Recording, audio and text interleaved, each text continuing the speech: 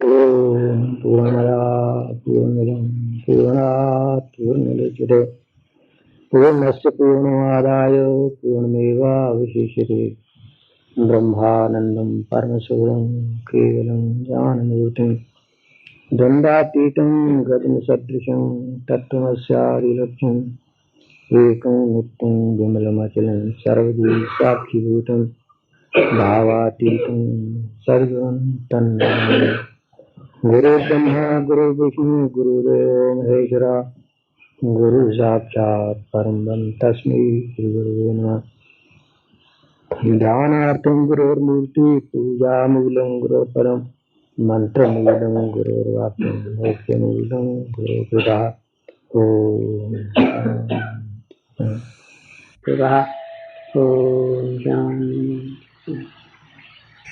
दिन और रात चाहे इस कोशिश में लगे रहो कि पूर्ण सुख मिल जाए, पर ये असंभव बात है। कारण ये कि इस जगत की रचना ही ऐसी बनी हुई है कि जो आदमी किसी सुख की चाह रखता है और सुख के लिए प्रयत्न करता है तो कोई शक नहीं थोड़ी देर के लिए उसे सुख मिल जाता है, परंतु उसके बाद दुख आए बिना रहता नहीं, फिर पूर्ण सुख तो न हुआ। इस वास्ते इस संसार से सुख की आशा रखना एक तेरा पागलपन है। ये हो गए सुख कुछ तो सोच विचार, दुख से ही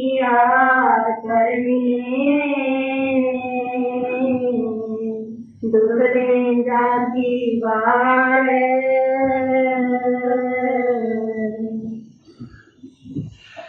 पांच ज्ञान इंद्रियां हैं, तो पांच ज्ञान इंद्रियों के पांच ही विषय हैं। आदमी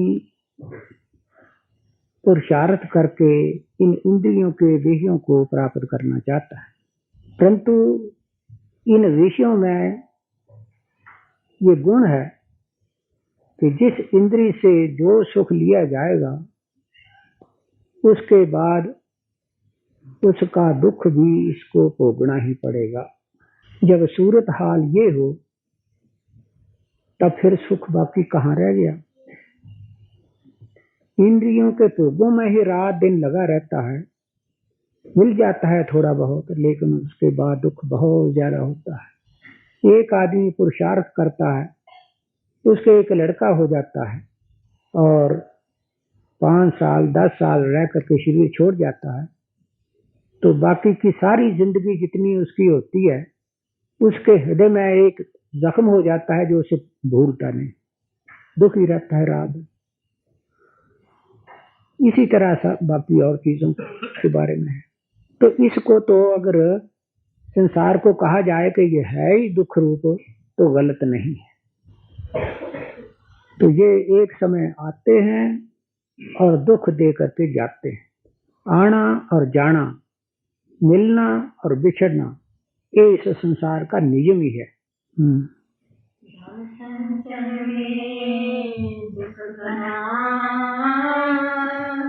रक्षा में दिन रात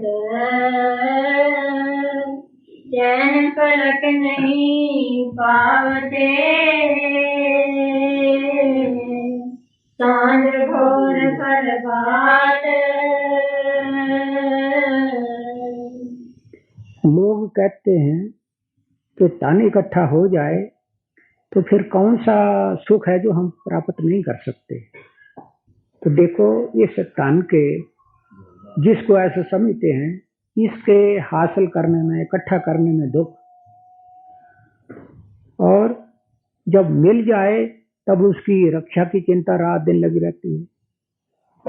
और फिर जो आया है उसने जाना ही है, जब जाता है तब फिर आदमी की जिंदगी सारी दुख भरी हो जाती है। तो जिस धन को ऐसा समझते हैं कि सारे सुख की प्राप्ति इससे हो सकती है, उसका तो ये हाल है, चैन पलक नहीं पावते सांझ भोर प्रभात। तो इतना जिसको सुख कारक समझते हैं, इतना सुख देने वाला है, वो रात दिन आदमी को चिंतित रखता है। वो चिंता रूपी अग्नि इसके शरीर को जलाती रहती है। फिर और कोई भोग इसको सुख भी देता है तो वो जो तन का दुख है वो इसे सहन नहीं होता।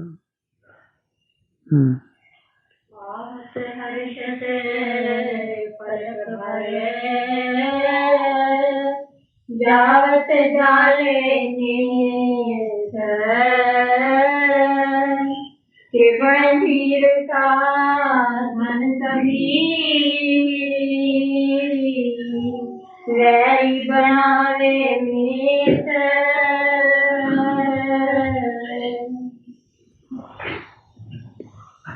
ये तन आने पर थोड़ी देर के लिए आदमी को बड़ा प्रफुल्लित करता है, उत्साहित होता है, लेकिन चला जाए तो सारी उम्र के लिए दुख और रोना। सुखदाई धन वही है जो प्रभु अर्पण होए, मान बढ़ावे जगत में परलोक सहाय होए। और ये तन यदि किसी कंजूस मक्खी चूस को मिल जाए तो उसे खुशी प्रतीत होती है, परंतु उसके जो संबंधी है, नजदीकी हैं, उनको अपना बैरी बना लेता है। जिस प्रकार एक कौवा कहीं से एक मांस की बोटी ले आता है, तब उसको देखकर दूसरे इल और पंछी उसके मगर हो जाते हैं, उसको खाने भी नहीं देते। जब तक वो छोड़ नहीं देता उसको अपने मुंह से, तब तक उसको सारा दिन शांति नहीं मिलती। इसी तरह जिस आदमी किसी कंजूस को किसी भी तरह से पैसा मिल गया, प्रारब्ध से मिला या कमाई से मिला, तो उसको देखकर दूसरे आदमी हसद करते हैं और अपने ही संबंधियों को वो दुश्मन बना लेता। कितने ही संबंधी हैं जो ये देखकर कि ये कुछ हमको मिलना चाहिए था, आदमी को खत्म कर देते हैं। सुखदाई धन वही जो प्रभु अर्पण हो। तो कहते हैं ये धन बुरा भी नहीं, इसका जो तरीका इस्तेमाल है वही गलत होने से दुख का कारण है। अगर इसको ठीक रास्ते पर लगाए तो ये इसको परलोक में परम शांति भी दिला सकता है। वो क्या, कैसे? कहते प्रभु अर्पण हो, भगवान की सेवा में लगे। ये कायदा है कि जो कोई आदमी जिस किसी को कुछ देता है तो उस परमात्मा की तरफ से ये एक नियम बना हुआ है कि उससे फिर उसको उसके बदले में अवश्य ही कुछ न कुछ मिलता है। धन देना ये एक तरह का बीज बोना है। जैसे खेत में बोया जाता है उसी किस्म की आगे फसल आती है। गरीबों को दो, अमीर बनोगे। गरीबों को दो, परंतु प्रभु अर्पण करके भगवत प्राप्ति होगी, परम शांति होगी। तो इसलिए तन बुरा नहीं, इसका जो तरीका इस्तेमाल है उसे समझो और फिर वहां लगाओ।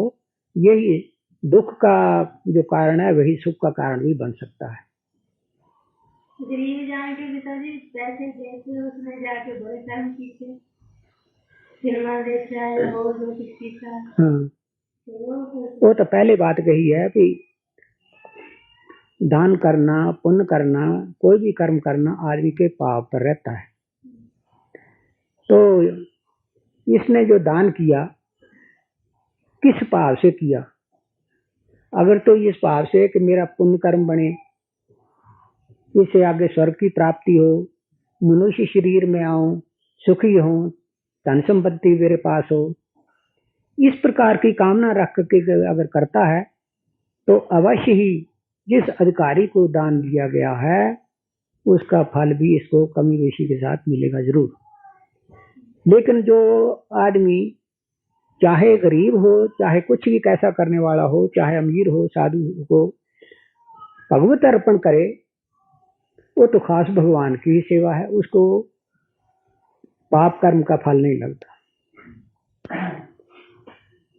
ये कायदा है कि पुण्य कर्म के साथ पाप भी हो ही जाता है। चाहे कितना अच्छे से अच्छा कर्म हो, उसके साथ पाप की आलाश भी आती है। लेकिन ये आती किसको है? जो पुण्य कर्म समझ करके करे, जो भगवत अर्पण करके करे, उसको पाप का लेश नहीं लगता। भगवत अर्पण का क्या मतलब रहा? और किस तरह से किसी को भी दान करो, ये समझ करके वो भगवान संपूर्ण भूत प्राणियों के अंदर ही तो है, इसके अंदर भी वही है, मैं उन्हीं को अर्पण कर रहा हूं। इस भावना से जो करे उसको भगवान की प्रसन्नता प्राप्त होती है। फिर वो आदमी जिसको दिया गया वो चाहे चोर ठगी हो। तो पुण्य कर्मों में अगर कोई नुक्स है तो ये है।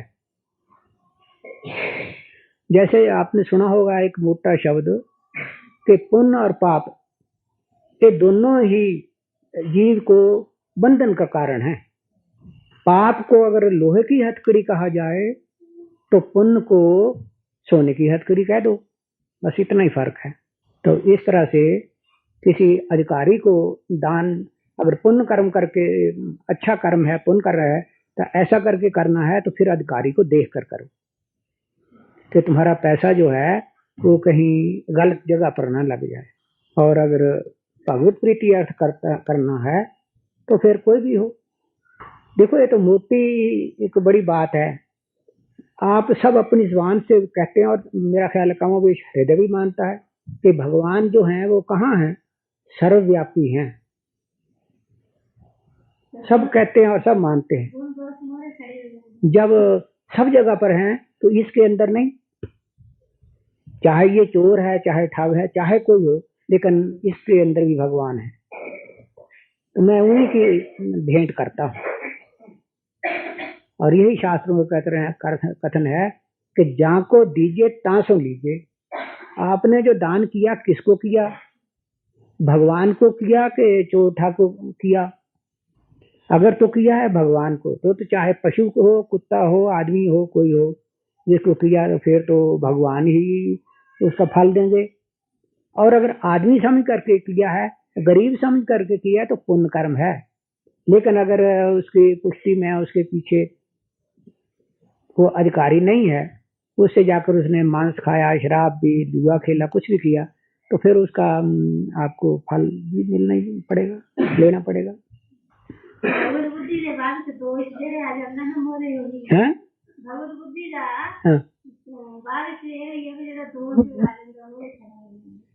न दोष आवे क्यों? जब ये समझ लिया कि भगवान सर्वव्यापी हैं और इसके अंदर भी भगवान है, ये भगवान तेरी ही वस्तु है, तेरे ही अर्पण है, तो फिर दोष कहाँ से आएगा? वो ਤਾਂ मनुष्य ਨੂੰ देवांगे ना, ਤਾਂ ਇਹ होगा। ਤੁਸੀਂ ਦਿੱਤਾ ही भगवान ਨੂੰ है। दोष भी तो वहाँ आएगा नहीं जहाँ आदमी ये समझेगा कि ये चोर है या डाकू है, इसको देना नहीं चाहिए। हाँ, जो समझेगा जिसको देता है वो ये नहीं समझता कि ये डाकू है या चोर है या मांस खाता है या शराब पीता है। नहीं, उस वक्त तो ठीक है, लेकिन ऐसा समझो ना, यहाँ किसी को आपने दे दिया, बाजार में गए, देखा तो वो मांस खा रहा था, तब आप कहते ओहो मैं कैसा पागल था, आदमी को देखा सुना नहीं, ये तो मेरा पैसा ही व्यर्थ चला गया, मैंने इसको गरीब समझ करके दान किया था और यहाँ कुछ और ही निकला। इस वास्ते नुक्स है। तो पुण्य कर्मों में यही नुक्स है कि इसमें हानि हो जाने की। तभी जैसा पहले कहा कि सोने की हथकड़ी और लोहे की हथकड़ी, इतना ही फर्क है। सोने की हथकड़ी का मतलब क्या? उससे मनुष्य अगले जन्म में आए तो उसको सुख संपत्ति मिले, या परलोक में जाए तो थोड़ा बहुत स्वर्ग मिले, लेकिन होगा क्या? कर्म खत्म हो जाएगा और फिर नीचे आना पड़ेगा, तो क्या फायदा हुआ उससे? हाँ, बंधन में आ गया। तो कहते हैं इस प्रकार भगवत अर्पण करने से लोगों में भी उसकी प्रशंसा होती है और परलोक में परम सुखी होता है। इस वास्ते कभी भी दान करो तो सबसे अच्छा तरीका यही है कि वो भगवत अर्पण हो। साधु महात्मा कोई बाजार या महल्ले कोई आता है, ਤੇ ਅਸੀਂ ਕੀ ਸੋਚਨੇ ਹਾਂ ਕਿ ਉਹ ਭਗਵਾਨ ਦਾ ਰੂਪ ਹੈ, ਆਹੋ ਭਗਵਾਨ ਦੇ ਭਗਤ ਨੇ। ਹਾਂ ਅਸੀਂ ਸਮਝਦੇ ਹਾਂ ਕਿ ਭਗਵਾਨ ਦੇ ਭਗਤ ਹੈਗੇ ਨੇ, ਉਹਦੇ ਨਾਲ ਹੀ ਨੂੰ सेवा भाव जितनी हो सके इंसान करता है। अगर वो कोई गलत काम करता है तो सेवा का फिर की फल आएगा? फल सानू मिलना चाहिए या सेवा नहीं। मैं तो फिर वो बात फिर हट के आ गई कि जिस वक्त साधु महात्मा देखा था ना, उस वक्त उसको क्या समझा था? बस फिर भगवान का रूप समझा सी, तो फिर वो भगवान ही है। भगवान हाँ, तो फिर वो फिर ये भगवत अर्पण कर्म ना होया है। ये तो उसी तरह जिस तरह मैं मिसाल दी है कि किसी गरीब आदमी को, भिखारी को देख करके दान देना, इसी तरह साधु को भी आपने समझ लिया, साधु को दान करना चाहिए, लेकिन भगवान को नहीं था वो। आपने समझा कोई साधु है, कोई महात्मा है, कोई अच्छा आदमी है, उसको दिया, उसमें भगवान समझ करके नहीं किया, तो एक पुण्य कर्म आपका हुआ, भगवत भक्ति नहीं। भगवत भक्ति में और पुण्य कर्म में यही फर्क है कि भगवान को अर्पण करने पर वो भगवान की भक्ति समझ जाती है, और कोई साधु है, कोई गरीब है, कोई ऐसा है, उसको समझ दिया तो वो पुण्य कर्म था। हो पुण्य कर्म में और भगवत भक्ति में बड़ा फर्क है।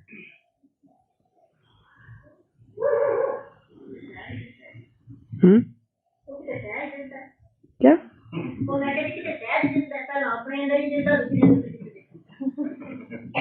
महाराज जी मेरी अर्ज है कि जिस वक्त असी भी किसी को साधु रूप में देखने तो असी उसका आदर जरा करते हैं या जो कुछ असी भेंट करते हैं वो असी परमात्मा का ही एक रूप समझे, भावें असी समझते भगत ही तो असी जो क्योंकि वो परमात्मा का एक प्यारा है, असी अर्पण करने हैं परमात्मा की। बुद्धि साड़ी परमात्मा की नहीं है, बुद्धि साड़ी यही है कि संत है, साधु है, महात्मा है, असी अर्पण करते हैं, सेवा करते हैं, ठीक है जी।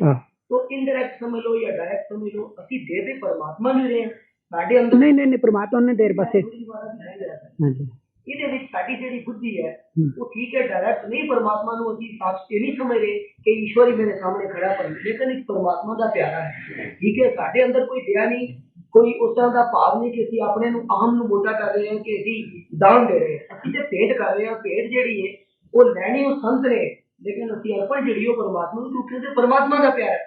इस वास्ते अगर वो कोई गलत रस्ते पे जाके पैदा है या उसका कोई दुरुपयोग करता है तो मेरा ख्याल है कि उसे देने वाले कोई उसे सजावार नहीं हो सकता, सजावार होगा तो कोई है क्योंकि उसकी बुद्धि तो परमात्मा दी है।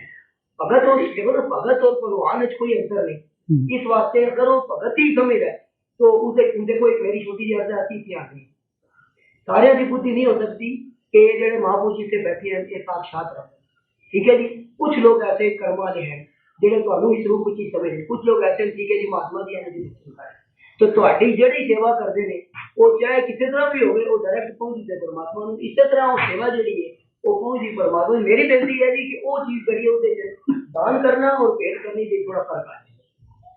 ਬੁੱਧੀ ਜਿਹੜੀ ਉਹ ਈਸ਼ਵਰ ਵਾਲੀ ਹੈ तो ਉਹਦਾ ਭਾਵ ਨਹੀਂ ਬਣ ਸਕਦਾ, ਉਹਦੇ ਇਤਨੀ ਸ਼ਾਇਦ ਬੁੱਧੀ ਉਹਦੀ ਸਮਝ ਨਾ ਸਕਦੀ ਹੋਵੇ। ਉਹ ਅਰਪਣ ਕਰਦਾ ਲੋ ਜੀ ਮੈਂ ਪਰਮਾਤਮਾ ਭਗਤ ਨੂੰ ਦੇ ਰਿਹਾ, ਇਹਦਾ ਮਤਲਬ ਪਰਮਾਤਮਾ ਨੂੰ ਉਹ ਜੋ ਮਰਜ਼ੀ ਕਰੇ। लेकिन जी दूसरे को देनी है, भिखारी है, कोई गरीब है, फटे कपड़े है, भूखा है, वो बुद्धि का फर्क पै सकता है, वो अधिकारी हो सकता है, नुकसान बन जाए। मेरी तो यह है कि अपनी भावना दस रहे जिस गल समझी करिए सारे दी भावना में लग अपनी गल बिल्कुल वही गल है। हां मैं अपनी गल कर रहा हूं, बस ये हुई है।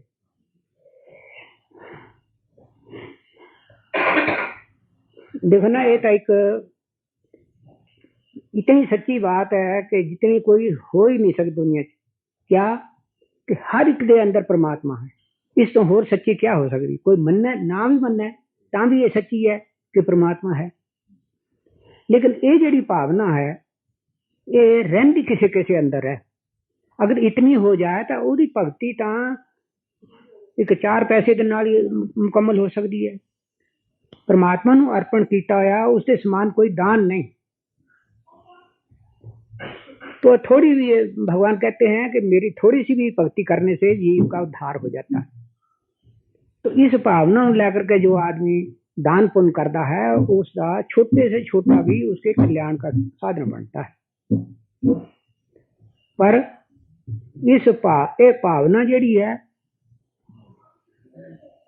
ਇਹ ਰੁਪਏ ਵਿੱਚੋਂ 15 ਆਨੇ ਕੱਚੀ ਹੁੰਦੀ है, इधर पर स्थिर नहीं रहते।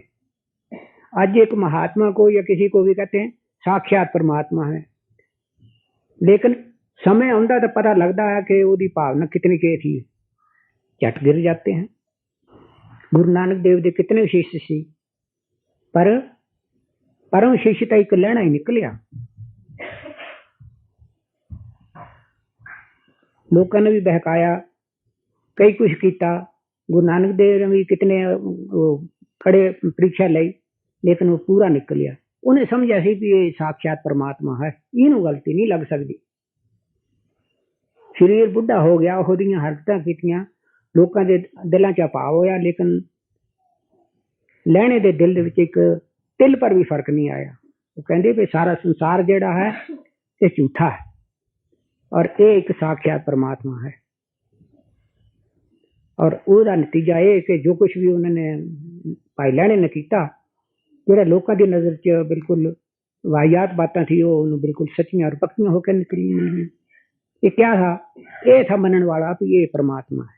तो इसी तरह लोग किसी महात्मा को भावें परमात्मा कह दें मान बढ़ाई के लफ्ज़ों के विच, लेकिन परमात्मा समझाना कोई गहला हुंदा। लेकिन और ये भावना कदों हुंदी है? जब किसी के बड़े उच्चे भाग होन या पुण्य कर्म होन, वो अपना फल देने पर आउन, तां ये भावना स्थिर हुंदी है। इस तरह बहुत थोड़े थोड़े सज्जन निकले जिन्हां दी ये भावना किसी के ऊपर हुई। रुपए जो 15 आने में कहे, पर इहदे नालों भी ज्यादा लोग ऐसे हैं जिहड़े जबान दे नाल तां बड़ियां उच्चियां गल्लां करदे हैं, लेकिन मन अंदरों वो वैसा हुंदा नहीं। तो कोई बात नहीं, बात यह है कि रास्ता असल दे विच इहो ही निकलण दा। इस रास्ते चलो, चलते चलते कोई दिन ऐसा भी आएगा कि सच्चे मन दे विच मनन लग जाओगे। जो सच्ची गल है वो अज भी सच्ची है तो कल भी सच्ची है, लेकिन उसने वो तद तक दिल में सच्ची नहीं लगनी जिसले ताईं अपना टाइम नहीं आया। उस परमात्मा की कल्पना चाहे किसी व्यक्ति च कर लो, तो चाहे पत्थर च कर लो, चाहे कागज दे विच कर लो, भगवान किथे नहीं, हर जगह है। लेकिन वो धन्ना भगती थी जिन्हें पत्थर दे कल्पना की और सच मौजूद प्रगट हो गई। तो बात यह है कि इस धारणा के ऊपर आना है महान कठिन, लेकिन यह है कि रास्ता आई हुई है, कर दे चलो इस भावना ना, मैं भगवान को ही अर्पण कर रहा हूँ। भगवान की वस्तु है, भगवान के लिए है, मेरा कुछ नहीं। अगर समझेगा कि मेरा कुछ है तो देने पर भी कई आदमी फिर ये ख्याल करते, ओहो 100 रुपया फलानी जगह देता था, आज अगर होंदा तो मेरा ही काम सफल होना चाहिए। तो इस दान का क्या फायदा? तो सच्चा दान होना भी बहुत कठिन है, भगवान की ही वस्तु है। ये जेड़ा विश्वास है ये भी बहुत मुश्किल होता है। सबसे अच्छी और उत्तम वस्तु क्या है? जिस एक वस्तु के अर्पण कर देने से भगवान प्रसन्न होकर के तत्काल दर्शन देते हैं। जानते हो, किसी आदमी ने अपनी आधी संपत्ति दान में दे दी तो बड़ा प्रसन्न होता है, और सचमुच जो आधी संपत्ति दान दे देता है वो आधा अधिकारी हो जाता है, और जो कतई जो कुछ है उसके पास वो अर्पण कर देता है, तब तो बहुत ही अच्छा है। क्या अच्छा है कि उसके सिर पर किसी प्रकार का बोझ नहीं रहा। भगवान की वस्तु थी, भगवान को ही अर्पण कर दी, बड़ा भारी पुण्य कर्म हो गया। लेकिन ये चीजें जो हैं, ये अगर किसी ने अर्पण की तो क्या किया? भगवान की चीजें थी, भगवान को ही दे दी। इसने क्या दिया जिसके बदले में परमात्मा को चाहता है? ये तो दान ऐसा ही है जैसे किसी आदमी ने किसी के घर से एक गाय खोल ली और खोल करके पंडित को दान दे दी, और फिर देखने लगे कि भाई विमान तो हले आए नहीं। कहते हैं दान करने से, और खास करके भगवान करने से। तो इस तरह संसारी पदार्थों का दान देना जो है वो इस गौ की तरह ही है।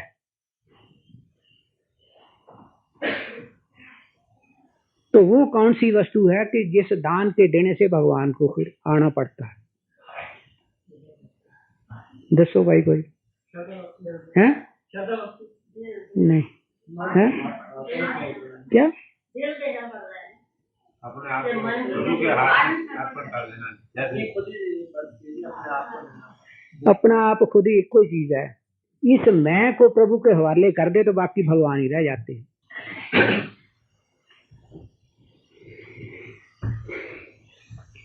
तो वो चीज है मैं। जिस आदमी ने इस मैं को प्रभु के हवाले कर दिया, बस सब कुछ ही हो गया। परंतु इस मैं को देना आसान नहीं।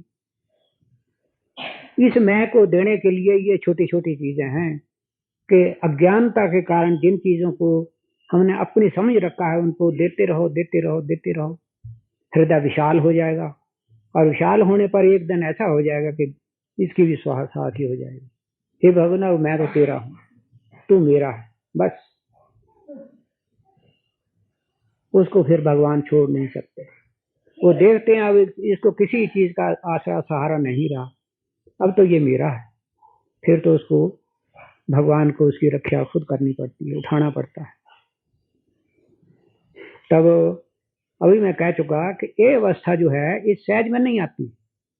तो इस अवस्था को लाने के लिए यही है कि जो कुछ तुम्हारे पास है, जो तुम अपना समझते ये चीज मेरी है, उसको भगवान को अर्पण करते रहो। करते करते एक दिन हृदय शुद्ध हो जाएगा और मैं को देने की योग्यता आ जाएगी। हाँ,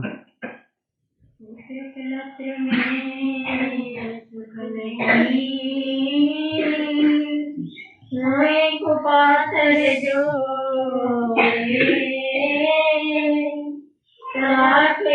भर मेरे क्यों सुख पावे कोई। कहते हैं पुत्र पौत्र हैं, इनमें भी सुख नहीं है। लोग इनको बनाते हैं किस लिए? फिर सुख मिलेगा इनसे।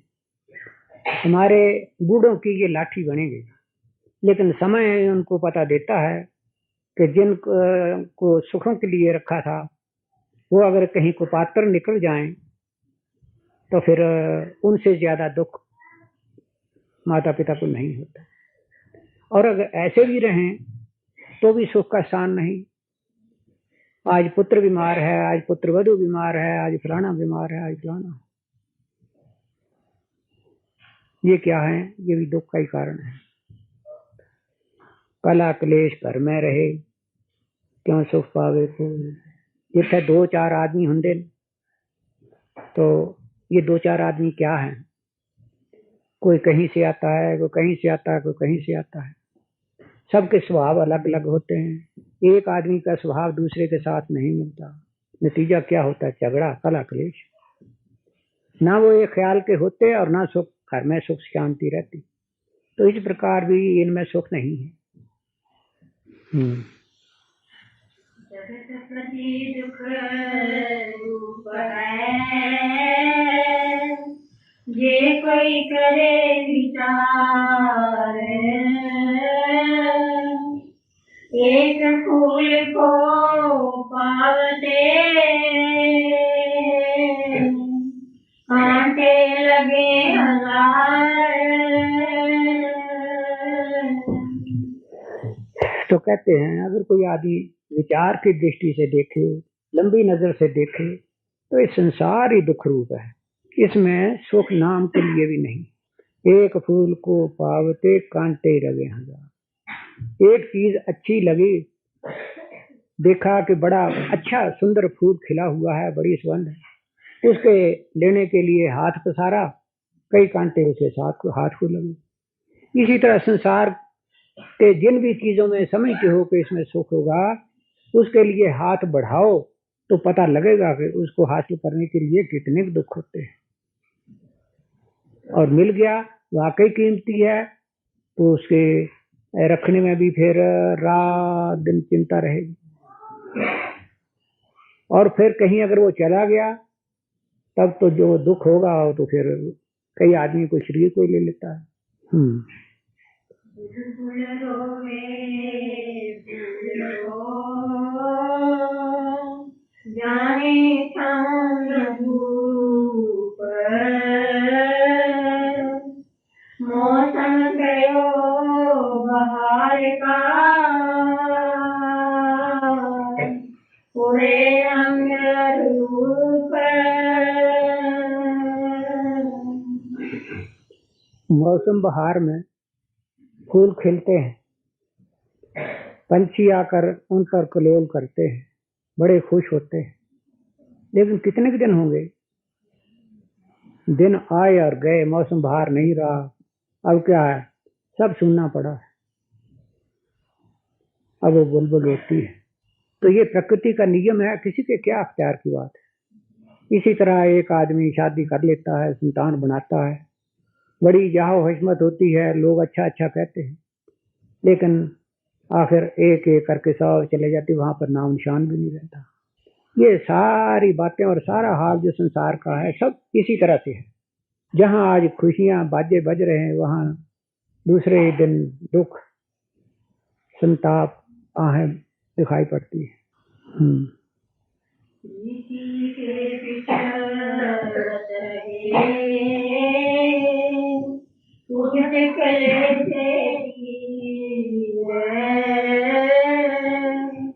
दम दम आनी मारते नैनी बरसत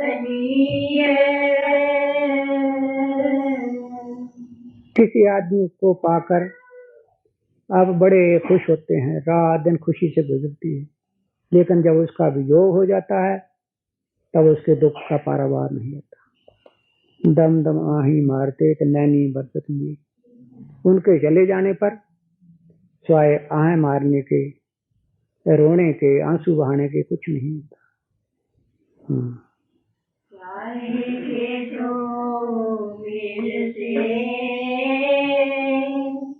एक पलक सुख होवे पर दूजे हो दुख घना जब बिछड़न लागे सोए। ये संसार दो चीजों का मरकब है। एक समय दो चीजें इकट्ठी होती हैं, उनका संयोग होता है, संयोग के बाद वियोग का होना लाजमी है। मिलने पर सुख हुआ था तो वियोग होना ही है, होकर के ही रहना है, तो उसके बाद दुख का होना लाजमी है। सुख तो आदमी सहन कर लेता है और उसे मांगता है, परंतु जब दुख आता है तो वो सहन नहीं होता, तब क्या फायदा है उस सुख का। लेकिन ये जीव संसारी सुखों के पीछे पागल हो रहा है और अपना सारा जीवन इन संसारी सुखों को प्राप्त करने के लिए ही लगा देता है। सारी ताकत जितनी होती है इन सुखों को हासिल करने के लिए ही होती है। बोलो।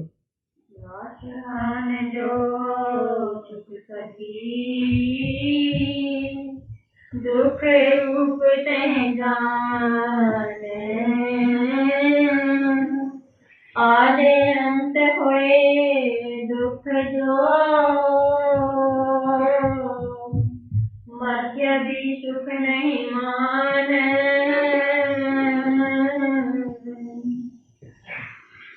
तो कहते हैं जो संसार के सुख हैं, इन सुखों को सुख नहीं समझना चाहिए। क्यों नहीं समझना चाहिए? कि इनका दुख आना लाजमी है। ताकि जो दूरदर्शी हैं, दूर की देखने वाले हैं, वो सुख के पहले ही सोच लें कि जिसके लिए हम पुरुषार्थ कर रहे हैं सुख मिल भी जाएगा तो इसके बाद दुख जरूर भोगना पड़ेगा। तो जो दुख नहीं चाहते वो सुख की आशा क्यों रखें पहले से। इस वास्ते जो चीज शुरू में दुख देने वाली है, अंत को दुख देने वाली है, उसको बीच में भी समझना चाहिए ये दुख रूपी है, कि आज नहीं तो कल से। इस वास्ते ये ताकीद की जाती है कि सज्जनों विचार कर देखो, संसार के दुखों के पीछे पागल ना हो जाओ, सच्चे सुख की तलाश करो और इन धोखे देने वाले जो सुख हैं इनके पीछे अपने जीवन को न लगाओ। देखा सुखदायक कोई केतई देवे दुख, तांते जग सुख भरम है, जो अंत दुख का दुख।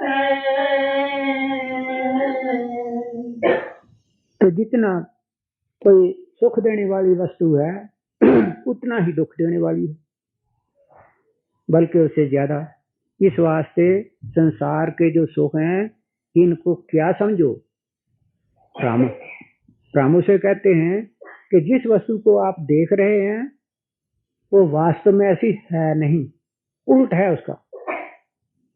देख रहे हो ये चीज सुखकारक होगी और सुख की आशा लेकर के ही आप उसकी तरफ जाते हैं, लेकिन है वो दुख का रूप।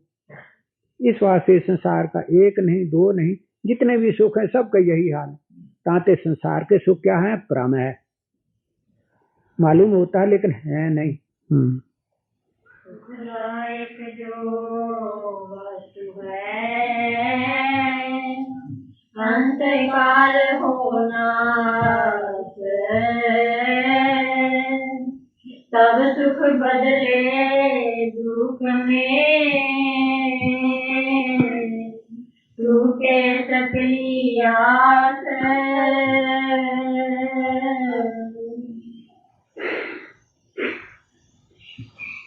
जो वस्तु सुख देने वाली है आखिर जाकर के उसका नाश हो जाता है,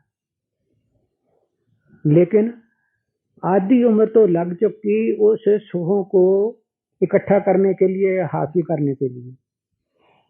और जब अपनी जिंदगी के आखिरी दिन आए तब पता चला ओहो हम क्या करते रहे, हम तो दुख ही इकट्ठे करते। अब हम देखते हैं उधर से ही दुख, संतान की तरफ से दुख, स्त्री की तरफ से दुख, घर के परिवार के रिश्तेदार जितने हैं इस वक्त कोई सहायता करने वाला नहीं, सारे दुख रूपी।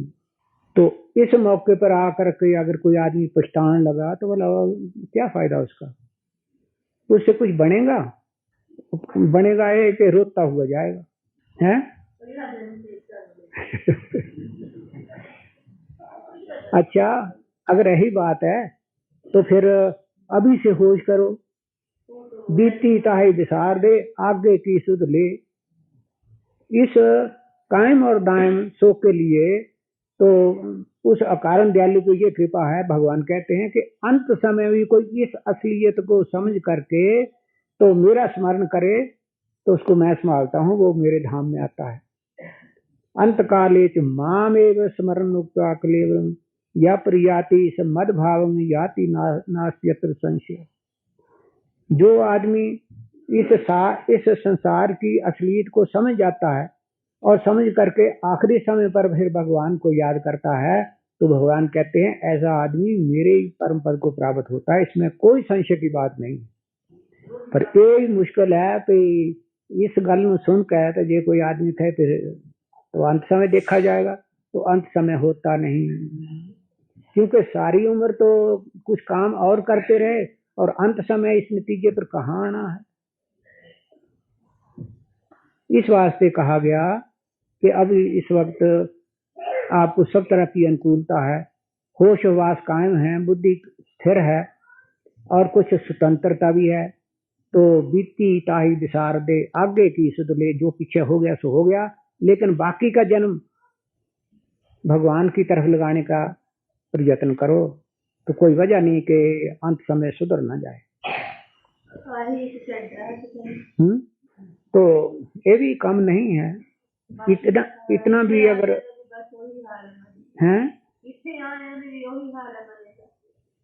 नहीं, फिर भी बात यह है कि जड़ा सत्संग दे विच एक कड़ी बैठना है ना, क्योंकि एक श्वास का हिसाब है, टाइम का हिसाब है, कितना समय किस काम के लगाया। तो इतना समय जो परमात्मा की तरफ ख्याल रहा, संसार की असारता हृदय में सामने आई तो ये चीजें इकट्ठी होती रहती हैं और इकट्ठी होकर के फिर एक समय पलटा खा जाती है। अविनाशी भगवान है चित लगाए, सिमरन से सुख उपजे, ताको काल निभाए।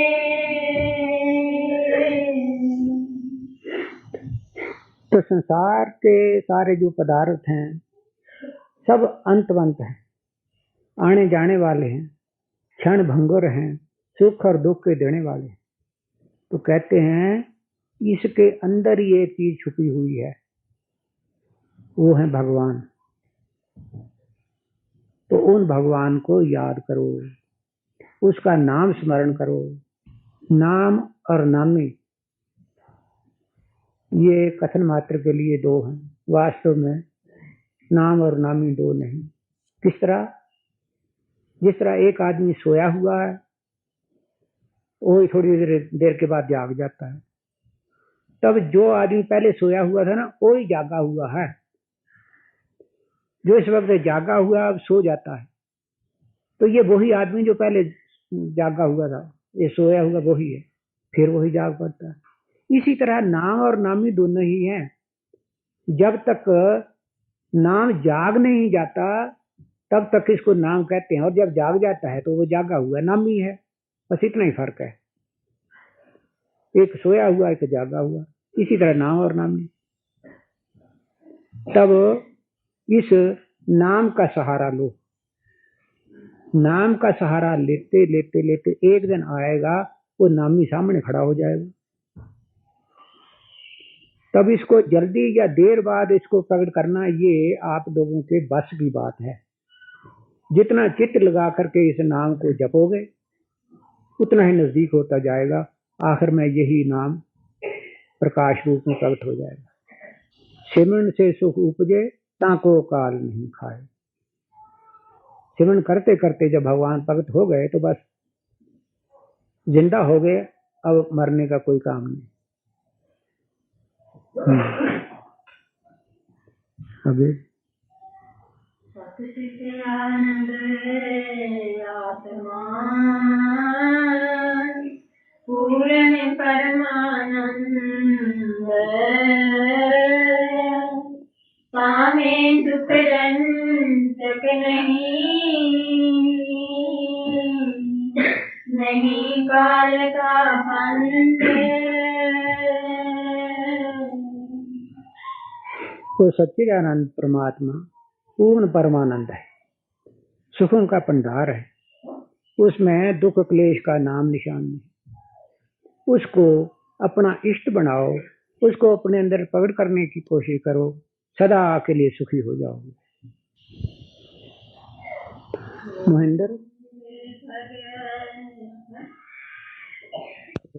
संग सुनते हैं, बहुत सरसा हो गया। एक सवाल पूछना। एक कोई साधक था, उसने साधना करके परमात्मा की प्राप्ति कर ली। परमात्मा की प्राप्ति हो जाए तो क्या होता है कि जिस तरह पानी की बूंद समुद्र दे विच लीन हो जाए ना, तो वो समुद्र च लीन हो जाती है। इसी तरह जो ये आत्मा है ना, ये उस परमात्मा जाकर लीन हो जाता। इन्हों कहते परमात्मा की प्राप्ति होना, ये हुई है ना। अच्छा, तो एक किसी साधक ने साधना की, वो परमात्मा दे विच लीन हो गया। एक दूसरा होर था, उन्हें भी इस तरह साधना की, वो भी परमात्मा च लीन हो गया। तो हुण तुसी उन्हां नूं किस तरह पहचानोगे कि ये वो महात्मा है लीन हुए हैं? लीन हुए हैं। हाँ, जेडे लीन होए ना, वो किस तरह पछाणे जान? नहीं पछाणे जा सकते। तो उन्हां च फर्क क्या होगा? उन्हां दोनों च फर्क क्या होगा ना? तो फिर दसना भी उन्हां विच दोनों च फर्क क्या रहेगा? पछाण ही नहीं जाते। मैं तो इस तक पहुंच जाए पछाणे जाते ही नहीं। जिस तरह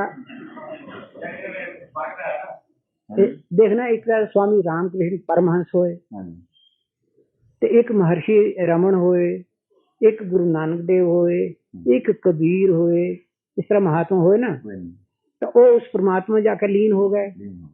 तो हुण उन्हां विच अंतर क्या रहा? कोई अंतर नहीं रहा। अच्छा, वो जेडे महात्मा होणगे वो किद्दां समझणगे कि ये महर्षि रमन है और ये गुरु नानक देव है, ये कबीर है? की दसा जी, उन्होंने दा शरीर तो रहा ही ना, जेड़ा देखने वाली वो चीज रही तो होगा जैसे कि तैसे, जल में जल चला गया। पिछाने वाली तो गल कोई रही नहीं। दरअसल गल ये है कि जीव जीव है ही नहीं, जिस तक मेरा ख्याल पहुंचा। अच्छा, जीव जीव है ही नहीं कि एवं बनाया सारा कुछ। तो खैर हुण किसी तरह बन गया ना, हुण तो है ही नहीं, सिरे जल बन गया तो उस सूरत दे विच इन्हां महात्मावां दे विच क्या अंतर रहा? ਅਸੀਂ किस तरह समझांगे कि ये तो गुरु नानक देव है, ये कबीर है और महर्षि रमन है? तो ठीक है, महापुरुष जेडे उस अवस्था में जाके प्राप्त हो जाते ना, वो इसी तरह ही है जैसे पानी की बूंद समुद्र जाके समा जाए, उन्हें कोई अंतर नहीं रहता। इसी वास्ते क्या कि संत संत को दूर कर जाने ताते पड़े नरक की खान। ये ठीक होगी ना गल, क्योंकि उन्होंने भी अंतर नहीं रहा। जी पानी की बूंद इतने समुद्र च लीन होई या लाहौर होई या दूसरी जगह कितने भी होगी, जो लीन हो गई वो अंतर कोई ना रहा। अच्छा, हुण बाकी रह गया ये कि दूसरे जेडे जी ये तो उन्होंने महापुरुषों के उन्होंने कोई अंतर नहीं हुंदा, लेकिन असी लोग जो असी कहने हैं कि गुरु नानक देव हैं, ये फलाने हैं, तो वो फलाना है, इन्हां विच अंतर किद्दां होया? फोटो दे ही, होर तो गल कुछ नहीं बनती। बस ठीक, बाकी तो कुछ नहीं, ठीक है। बस ये गल बिठानी सी दिल च। बस ये है तो दरअसल कुछ जेडे आदमी तो इस असलियत में समझ जान ना, उन्हां दे दिलां च फिर द्वैत नहीं रहिंदी, ते जिन्हां दे दिलां विच द्वैत है वो इस मतलब गल भी नहीं पा सकदे। दूसरी गल है कि मैं इस ख्याल से आया कि मैं सुनिया सी भी मैं मेरी को मार के निकी निकी कोट पर एक जाने साहब दे नीमा हो गया कि मैं आने वास्ते पहला परखदा भी की करना होंदा, फिर कहंदा भी है तो ओदा ही, तां फिर जे ओदा तो चल के देख ते जफ्फी कौन पाई है। मैं 3-4 दिन यही विचार दे रहे थे भी माया मेरी है कि ओदी है। 3-4 दिन पहला कहंदा मेरी है, फिर आदमी फिर विचारना केदी फिर ओदी है, फिर अंदरों फैसला पे है ही ओदी, फोन चल फिर ता चल नहीं। देखो ये मैं विचारदा भी है केदी, हाँ ठीक है, जब तक विचार नहीं है मैं तुरया नहीं, जिसले विचार आ गई फिर मैं तुरया, मैं हूँ चल फिर चल, जे मैं मेरी नूं मारदा तो है वो चल फिर बैठा कर। ठीक है, बस इस तरह का विचार होना चाहिए और विचार होकर अपना मार्ग बदलना चाहिए। तो फिर मैं तुहानूं होर दस्सदा, मैं फालतू तुरया ना दुखियां सी लत्तां, मैं कहा दस जे तू है ही नहीं तो दत्तां दुखियां काहन तेरियां, शरीर तो है ही नहीं, चल खां तू फिर जो ध्यान उत्ते होया तो फिर दुखों दसों हट जाए। मैं उन्हें इसका ख्याल से आंदा रहना भी तू है भी कि नहीं है। हाँ ठीक है, कि शरीर है भी कि नहीं, दरअसल गल यह भी शरीर है ही नहीं। आहो शरीर तो है ही नहीं, तो ठीक है। जब तक शरीर नहीं समझदा मैं तब तक मेरी नहीं मर सकती। मैं तां ही मरना जब इन शरीर नूं अभ्यास में बैठ के देखना कि शरीर है कि नहीं है, तब तक मेरी नहीं मर सकती। ये शरीर नूं छड्डदा तां गल बनदी है। ये गल ठीक है, लेकिन एक गल जरा सोचने विचारने वाली है कि इस मैं नूं मारना इतना कठिन है कि जिसका कुछ आदमी विचार भी नहीं कर सकता। और जब ऐसी चीज है ये, तो फिर इसमें मारना भी कानून है, इन्हों ना मारो। यही चीज है ही असंभव दही और इतनी कठिन है कि ये आदमी ख्याल भी नहीं कर सकता, तो फिर कानून मारनी है। इसनो रखो, कान रखो, मैं रखो, मैं हाँ, पर हाँ क्या, मैं प्रभु का दास हूँ, वो मेरे स्वामी है और मैं उनका सेवक हूँ, सेवा करना ही मेरा धर्म है। बस इस भावना सारे काम करता चला जाए, तो सारे काम भी होंगे रहते, इसकी मैं भी बनी रहेगी और जितने कर्म है वो सब भक्ति शामिल हो जाएंगे। क्या जरूरत पई मैं मारन दी? लोड़ ही नहीं पैंदी। दो मार्ग हैं, एक ज्ञान का, दूसरा भगती का। तो ज्ञान का जेड़ा मार्ग है उहदे च मैं जरूर ही मारनी पैंदी है, और जेड़ा भगती का मार्ग है मैं मारन की जरूरत नहीं। लेकिन भाव ये रखो ਸਮਝਣ ਵਾਲੀ ਤਾਂ ਗੱਲ ਇਹ ਹੈ ਕਿ ਸਰੀਰ ਮੈਂ ਨੂੰ ਇਹ ਪਹਿਲਾਂ ਸਰੀਰ ਨੂੰ ਮੈਂ ਮੰਨਦਾ ਤੇ ਜਿਹਨੇ ਸਰੀਰ ਤੋਂ ਮੈਂ ਚੁੱਕ ਲਈ ਉਹ ਸਮਝ ਲਓ ਸਭ ਕੁਝ ਹੋ ਗਿਆ। हाँ हाँ ये ठीक है। ਬਸ ਕੰਮ ਸਾਰਾ ਇੰਨਾ ਹੀ ਹੈ ਪਿਆਰਿਓ ਕਿ ਸਰੀਰ ਮੈਂ ਹੈ ਨਹੀਂ, ਇਹਦੇ ਪਿੱਛੇ ਕੋਈ ਪਾਵਰ ਹੈ ਜਿਹੜੀ ਦੌੜਦੀ ਬਸ ਸਿੱਧਾ ਕਰਦੀ ਇਹ ਹੈ, ਪਰ ਹੁਣ ਇਹ ਵਿਚਾਰ ਨਾਲ ਨਹੀਂ ਨਾ ਹੋਣੀ। ਗਿਆਨ ਮਾਰਗੀ ਜਿਹੜੇ ਨੇ ਉਹ ਇਸ ਮਾਰਗ ਨੂੰ ਲੈਂਦੇ ਮੈਂ ਕੁਛ ਨਹੀਂ, ਲੇਕਿਨ ਉਹ ਕੁਛ ਸਾਧਨ ਉਹਨਾਂ ਦਾ ਹੋ ਜਾਂਦਾ, ਕਿਸੇ ਮੰਜ਼ਿਲ ਤੇ ਪਹੁੰਚ ਜਾਂਦੇ ਤਾਂ ਫਿਰ ਉਹਨਾਂ ਨੂੰ ਬੋਧ ਹੋ ਜਾਂਦਾ ਕਿ ਮੈਂ ਵਾਸਤੇ ਕੋਈ ਚੀਜ਼ ਨਹੀਂ, ਉਹਨਾਂ ਦਾ ਮਨ ਉਸ ਜਗ੍ਹਾ ਸਥਿਰ ਹੋ ਜਾਂਦਾ। ਤੇ ਆਮ ਲੋਕ ਜਿਹੜੇ ਹਨ ਉਹ ਇਸ ਤੇ ਸਥਿਰ ਨਹੀਂ ਰਹਿ ਸਕਦੇ। ਟਾਈਮ ਹੋ ਗਿਆ। ਮੈਂ ਅੱਜ ਸੰਗ ਦੀ ਗੱਲ ਸੁਣੀ ਸੀ ਵਿੱਚ ਚੱਲਿਆ ਚੱਲ ਮੈਂ ਮੇਰੇ ਨੂੰ ਮਾਰਦਾ ਤੁਰਿਆ ਜਾ ਥੋੜਾ ਦਾਨ ਕਰਦਾ ਜਿੱਦਾਂ ਮਰ ਗਿਆ ਅੰਤ ਨੂੰ ਹੋ ਜਾਊਗਾ ਵੀ ਸਭ ਕੁਝ ਛੁੱਟ ਜਾਊਗਾ, ਇਹ ਮੈਂ ਗੱਲ ਸੀ ਕਿ ਚੱਲਿਆ ਜਾ ਉਹ ਤਾਂ ਹੈ ਹੀ ਹੈ, ਠੀਕ ਹੀ है। गुरु की बुलाते चलो, सतगुरु की महिमा को गाते चलो। जय गुरु की बुलाते चलो, सतगुरु की महिमा को गाते चलो। जय गुरु की बुलाते चलो, सतगुरु की महिमा को गाते चलो। जय गुरु की बुलाते चलो, सतगुरु की महिमा को गाते चलो। जय गुरु की बुलाते चलो, सतगुरु की महिमा को गाते चलो। जय गुरु की बुलाते चलो, सतगुरु की महिमा को गाते चलो। जय जय गुरु की बुलाते चलो, सतगुरु की महिमा को गाते चलो। जय जय गुरु की बुलाते चलो, सतगुरु की महिमा को गाते चलो। स्वामी हमारे पूरे सतगुरु, स्वामी हमारे पूरे सतगुरु, स्वामी हमारे पूरे सतगुरु, स्वामी हमारे पूरे सतगुरु।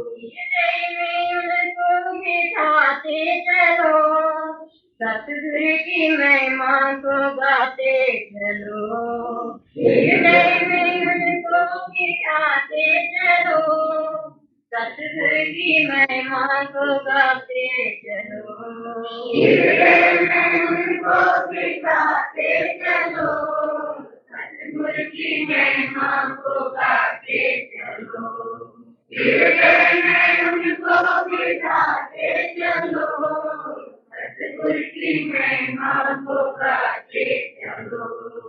जय जय गुरु की बुलाते चलो, सतगुरु की महिमा को गाते चलो।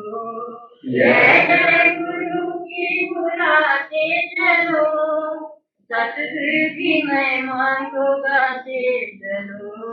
जय जय गुरु की बुलाते चलो, सतगुरु की महिमा को गाते चलो। जय जय गुरु की बुलाते चलो, सतगुरु की महिमा को गाते चलो।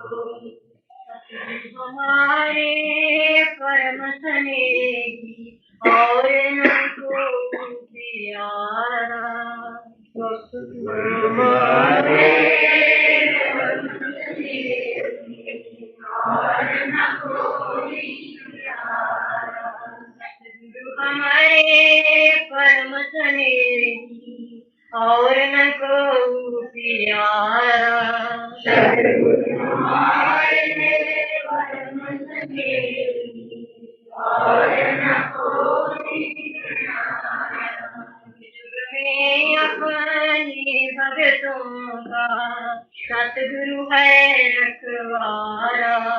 जुग में अपने भक्तों का सतगुरु है में अपने भक्तों का सतगुरु है रखवारा। में अपने भक्तों का सतगुरु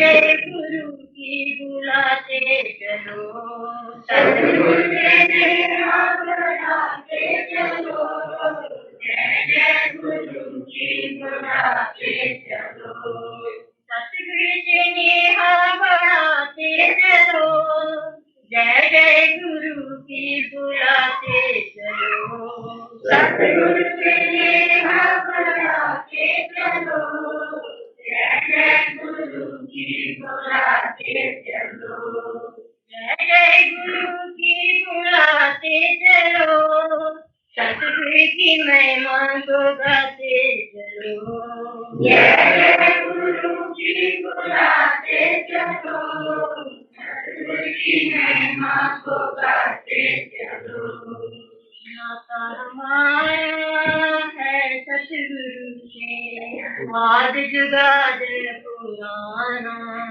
नाता हमारा है सतगुरु से, आद जुगाद पुराना, नाता हमारा है सतगुरु से, आद जुगाद पुराना, नाता हमारा है सतगुरु से, आद जुगाद पुराना, पुरुष परमात्म सतगुरु, अंत किसी ने न जाना, पुरुष परमात्म सतगुरु, अंत किसी ने न जाना, पुरुष परमात्म सतगुरु, अंत किसी ने न जाना, पुरुष परमात्म सतगुरु, अंत किसी